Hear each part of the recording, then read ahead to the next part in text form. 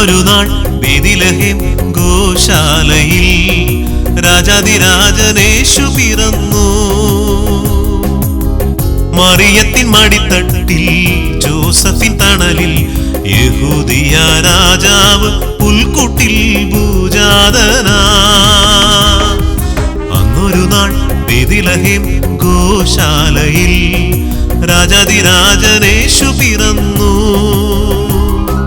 മൃദംഗതാളമോടെ തമ്പുരുമിട്ടുകളോടെ സ്തുതി പാടി ആഘോഷിക്കാം യേശുവിൻ തിരുജനനം. മൃദംഗതാളമോടെ തമ്പുരുമിട്ടുകളോടെ സ്തുതി പാടി ആഘോഷിക്കാം യേശുവിൻ തിരുജനനം. അന്നൊരു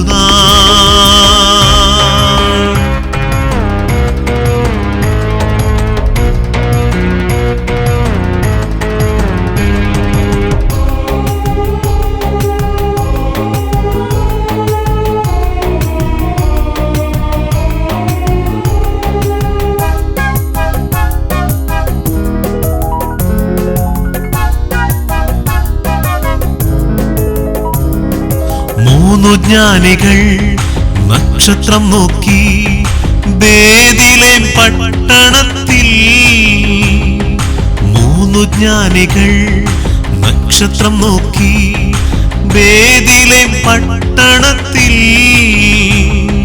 ദൂതർ വൃന്ദം വാഴ്ത്തിപ്പാടി യേശുവിൻ ജനനത്തെ. സ്നേഹരാജൻ ഭൂമിയിൽ അവതരിച്ചല്ലോ. സമാധാന ദൂതരെ ലോകത്തിൻ രക്ഷകനെ പാടി വാഴ്ത്തിടാം.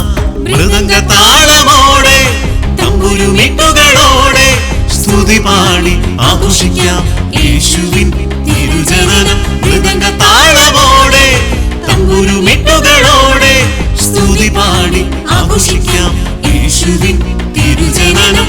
അന്നൊരു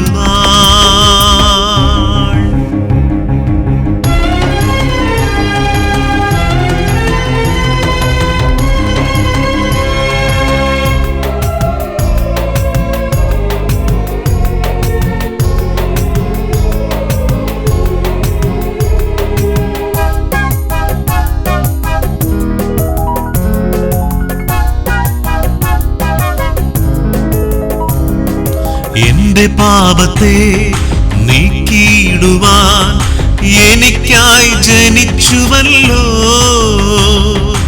എന്റെ പാപത്തെ നീക്കിയിടുവാൻ എനിക്കായി ജനിച്ചുവല്ലോ.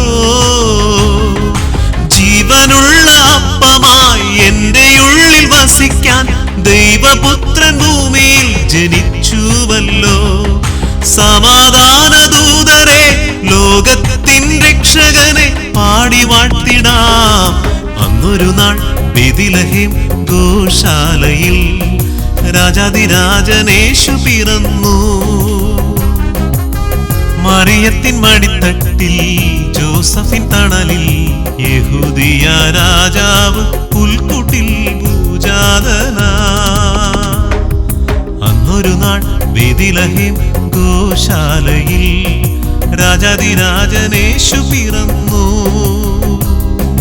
മൃദംഗതാളമോടെ തമ്പുരുമിട്ടുകളോടെ സ്തുതി പാടി ആഘോഷിക്കാം യേശുവിൻ തിരുജനനം. മൃദംഗതാളമോടെ തമ്പുരുമിട്ടുകൾ